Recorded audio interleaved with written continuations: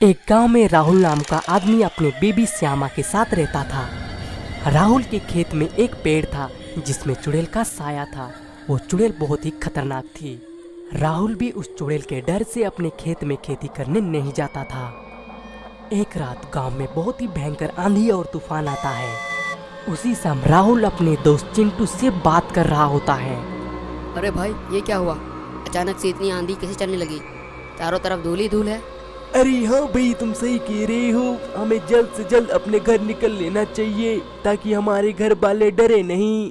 उसके बाद राहुल और चिंटू अपने अपने घर चले जाते हैं। उसी रात आंधी और तूफान के कारण उस पेड़ से एक डाली टूट के गांव में आने जाने वाले रास्ते में गिर जाता है। गांव वाले उस डाली के कारण ना कहीं आ ना कहीं जा पाते हैं।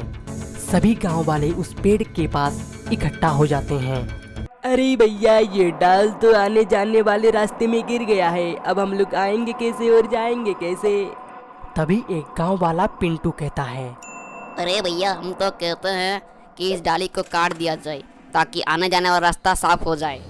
तभी चिंटू डर के बोलता है, अरे भाई, इस डाली को ही क्यों, मैं तो कहता हूँ इस पेड़ को भी काट दिया जाए ताकि भविष्य में कोई दिक्कत ना हो। वो तो ठीक बात है राहुल भैया, लेकिन इस पेड़ पे तो चुड़ैल का साया है। वो रोज रात को यहाँ आती है। वो अगर नाराज हो गई तो? अरे आप लोग भी ना, अगर पेड़ ही नहीं रहेगा तो क्या चुड़ैल सर पे बैठेगी हमारे? तुम लोग चिंता मत करो, मेरा पेड़ है, मेरे खेत में है, मैं सब संभाल लूँगा। बस तुम सब लोग इस पेड़ को काट डालो। फिर राहुल का बात मान के सभी गांव वाले उस पेड़ को काट डालते हैं। राहुल मन ही मन उस पेड़ के हट जाने से खुश हो रहा होता है और घर जाके अपनी पत्नी श्यामा को सारी बात बताता है। तुम्हें ऐसा नहीं करना चाहिए था राहुल, वो चुड़ैल का घर था। तुम्हें पता नहीं हमारी वो ज़मीन कितनी महंगी है। वो चुड़ैल की होने की वजह से वो ज़मीन कोई खरीद नहीं रहा था। अब वो चुड़ैल गई, अब हम लखपति बन जाएंगे। श्यामा राहुल के बात पे चुप हो जाती है और कुछ नहीं बोलती। इधर रात होते ही चुड़ैल उस पेड़ के पास आती है। इन दुष्टों ने मेरे घर के टुकड़े टुकड़े कर दिए। मैं इन गांव वालों को किसी को भी नहीं छोड़ूंगी। इन्हें मेरे घर तोड़ने की कीमत चुकानी पड़ेगी। हाँ। इतना कह के वो चुड़ैल वहाँ से गायब हो जाती है। इधर सुबह होने पे राहुल और चिंटू बात कर रहे होते हैं। अरे राहुल भैया, आपसे बड़ा होशियार चंद मैंने कहीं नहीं देखा। एक तीर से दो निशाना, चुड़ैल को भी हटा लिया और अपने खेत को भी साफ कर लिया, वो भी गांव वालों की मेहनत से। वाह वाह।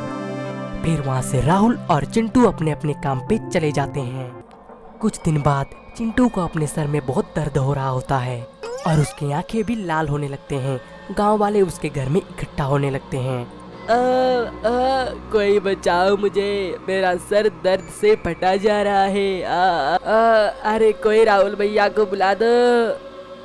तभी राहुल वहाँ आ जाता है और चिंटू राहुल को देख के रोते हुए कहता है, अरे राहुल भैया, मुझे डॉक्टर के पास ले चलिए।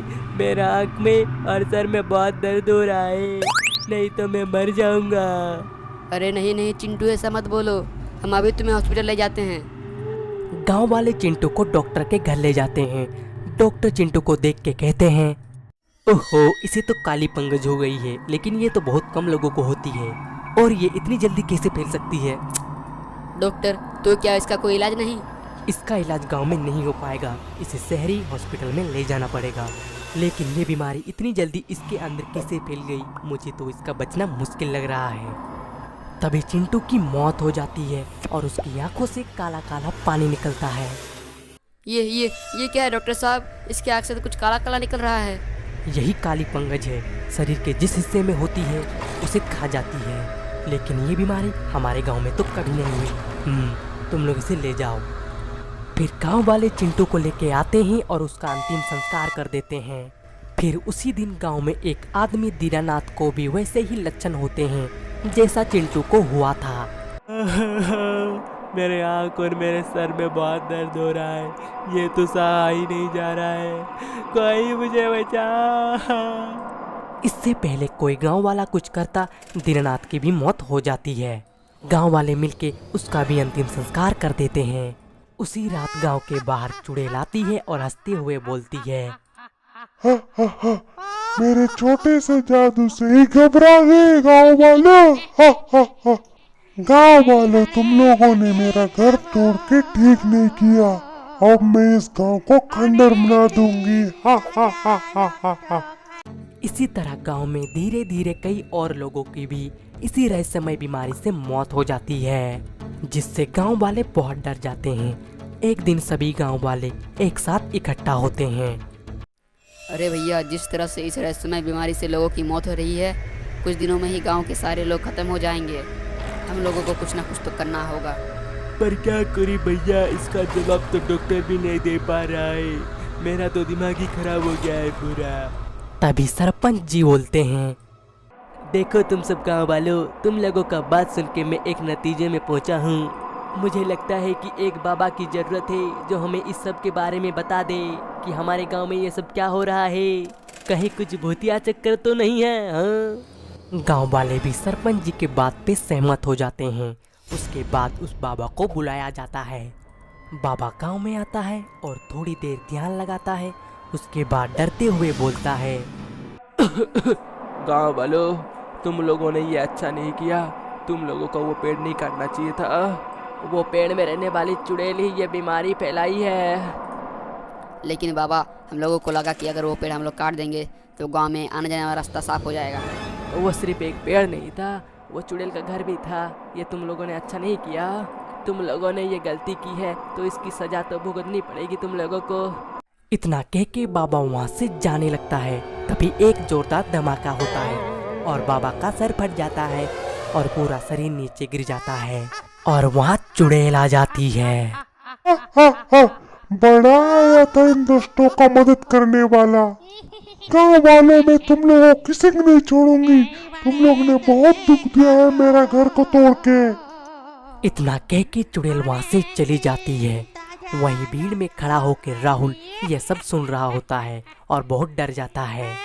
वो घर पहुँचता है और अपनी पत्नी को सारा बात बताता है। मैंने कहा था ना, वो पेड़ नहीं कटवाना चाहिए था। वो चुड़ैल का घर था, लेकिन तुमने मेरी बात नहीं सुनी। जो हो गया सो हो गया। अब मैं क्या करूं? मुझे बचा लो श्यामा, अब मेरी ही बारी है। मैं ये काली फंगस वाली मौत नहीं मरना चाहता। तभी राहुल की आंखें लाल और चेहरे में काले धब्बे होने लगते हैं और फिर राहुल गिर के बेहोश हो जाता है। यह सब देख के श्यामा बहुत डर जाती है। मेरे होते तुम्हें कुछ नहीं होगा राहुल, मैं तुम्हें नहीं मरने दूंगी। इतना कह के श्यामा वहाँ पहुँचती है जहाँ वो पेड़ था। वहाँ जाके श्यामा चुड़ैल को पुकारती है, ओ चुड़ैल जी, कहाँ हो तुम? बाहर निकलो। श्यामा का बात सुन के वो चुड़ैल बाहर आ जाती है। तो तू है जो मुझे आवाज लगा रही है और डर भी नहीं रही है। हा हा हा हा। जब बात अपनी सुहाग पे आए तो कोई भी पत्नी किसी से नहीं डरती है। तुम मेरे राहुल को बख्श दो। वैसे भी तुमने बहुत तबाही मचा दी हो, लेकिन गांव वालों ने गलती की थी। उसने पेड़ काटी थी, लेकिन पेड़ काटने की इतनी बड़ी तो सजा नहीं हो सकती ना कि उनकी जान ले ली जाए। श्यामा का बात सुन के चुड़ैल का गुस्सा शांत हो जाता है और चुड़ैल श्यामा से कहती है, ठीक है, तुम सही कह रही हो श्यामा बेटी।